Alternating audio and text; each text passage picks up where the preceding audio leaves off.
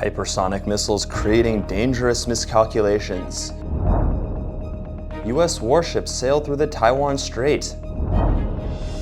Australia issues subtle warning to China amid military drills.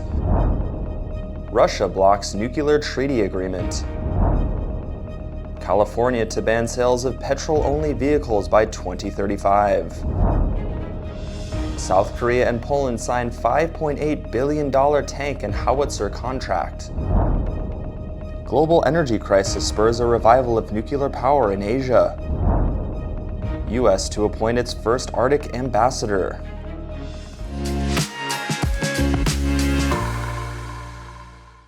Hello, I'm Johnny. Thank you for joining us for FUNDAY News. It's Monday, August 29th, and here are your top stories. While the U.S. is considering its nuclear posture to deter Russia and China from launching nuclear strikes, hypersonic missiles, difficult to detect and track, are an option for nuclear posture the U.S. might adopt. But since it is impossible to identify the type of missile being launched as nuclear or conventional, it makes such launches prone to dangerous miscalculations. John Sternberner, director of the Center for International and Security Studies, believes this leaves launch on preemption as the only presumably viable posture.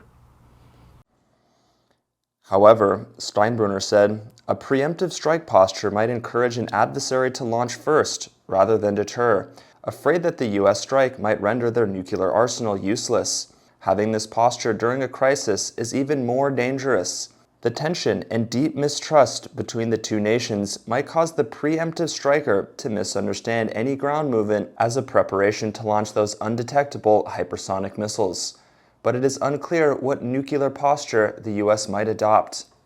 Reuters reported that 2 U.S. Navy warships sailed through international waters in the Taiwan Strait on August 28th, the first such operation since heightened tension with China over U.S. House Speaker Nancy Pelosi's visit to Taiwan.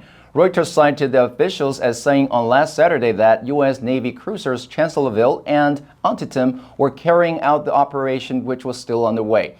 Reuters said such operations usually take between 8 and 12 hours to complete and are closely monitored by the Chinese military. According to information the USNI News Fleet and Marine Tracker posted on August 15th, the Ticonderoga class guided missile cruiser USS Chancellorsville was in the Philippine Sea on August 12th, where the USS Ronald Reagan and USNS Rappahannock conducted a replenishment at sea. The USS Antietam homeported in Yokosuka, Japan. The 7th Fleet said the ship's transit through the Taiwan Strait demonstrates the United States' commitment to a free and open Indo-Pacific. The United States military flies, sails, and operates anywhere international law allows. According to reports, China conducted combat drills in the South China Sea with the Shandong Aircraft Carrier Battle Group.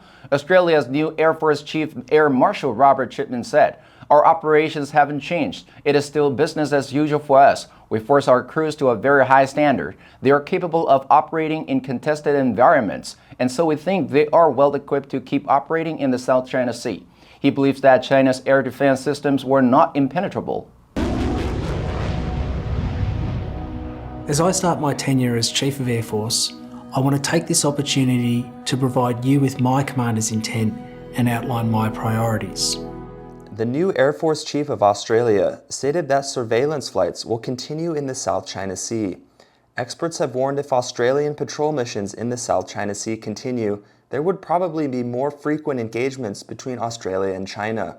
As China attempts to develop capabilities to keep nations away from its shores, experts have warned that a conflict between China and its Western adversaries is a genuine possibility as tempers rise. Russia has blocked the adoption of a joint declaration by a United Nations Conference on Nuclear Disarmament.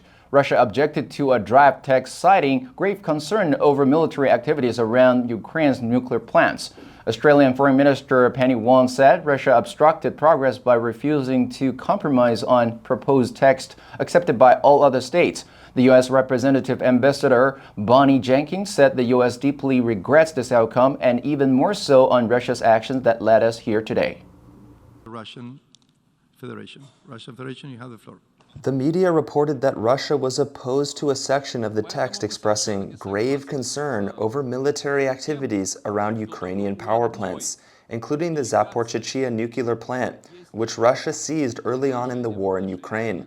The draft section also remarked on the loss of control by the competent Ukrainian authorities over such locations as a result of those military activities, and their profound negative impact on safety. A Russian representative said the draft's final text lacked balance.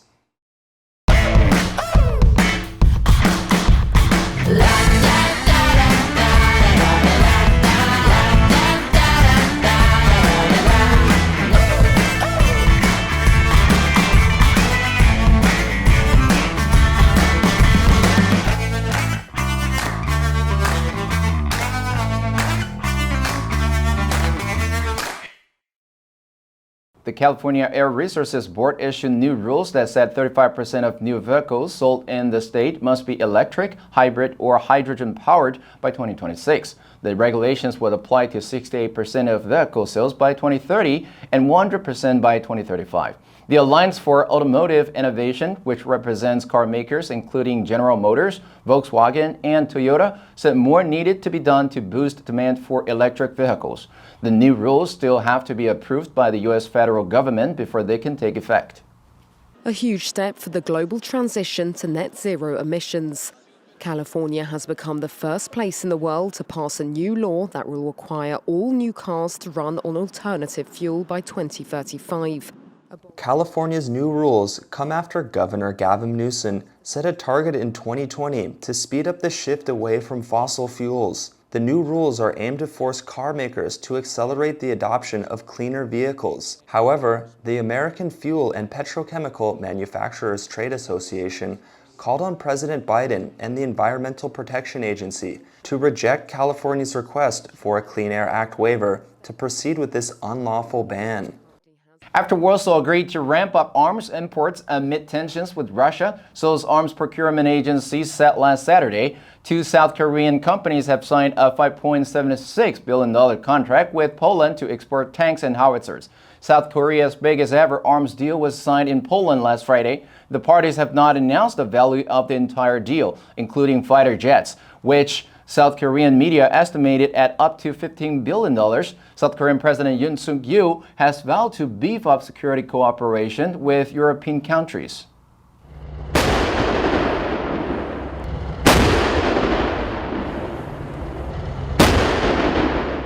The South Korean Defense Acquisition Program Administration said that Hyundai Rotem will ship K2 Black Panther tanks, and Hanwha Defense will send K9 self-propelled howitzers to Poland. Poland agreed to buy 180 K2 tanks, an unspecified number of howitzers, and 48 Fa-50 fighter jets under the deal. An agreement for the jets is expected next month. NATO member Poland has vowed to boost military spending to 3% of its gross domestic product, and more than double the size of its army to deter any attacks. The media reported that while Japan and South Korea are removing anti-nuclear policies, China and India are looking to build more reactors. South Korean conglomerate SK Group said this month it will invest $250 million in Bill Gates-backed TerraPower, a nuclear innovation technology company exploring next-generation natrium nuclear power plants. In March, the Japan Bank for International Cooperation invested $110 million in NuScale Power, which is developing advanced small modular reactors. I witnessed its inception, and in January 2021, I reported its first commercial operation. So how is the advanced third-generation reactor working now? China currently has 24 gigawatts worth of nuclear power capacity under construction and another 34 gigawatts planned. If all of that comes to fruition, China will become the world's top nuclear power producer. India Prime Minister Modi is aiming to more than triple its nuclear power over the next decade. Philippine President Ferdinand Marcos Jr. told Congress last month that he will explore nuclear plants to bring down power costs and boost energy efficiency. Indonesia plans to start its first nuclear plant in 2045. According to media reports, the United States is planning to appoint an ambassador for the Arctic amid increased Russian military activity in the region. The ambassador at large will be put in place to advance U.S. policy in the northern polar region. The U.S. State Department spokesman Vadim Peto said that the new U.S. ambassador will engage with the 7 other Arctic nations: Canada, Denmark, Finland, Iceland, Norway, Sweden, and Russia, as well as indigenous groups and other stakeholders. About research stations set up by Russia and China. Secretary General Jens Stoltenberg says climate change is making the polar region more accessible because of melting ice. The media said the announcement comes as Russia steps up its presence near the North Pole, while China has been building Arctic research stations. Last Friday, NATO Secretary General Jens Stoltenberg said this forms part of the deepening strategic partnership that challenges our values and our interests. He said the challenges include the reopening of hundreds of new and former Soviet-era Arctic military sites and Russia's use of the high north as a testbed for the most advanced weapons, including hypersonic missiles. And that's all the time we have for today. Thank you for joining us for FUNDAY News. Let's make every day a fun day. I'm Johnny Wu, your host. I will see you next time.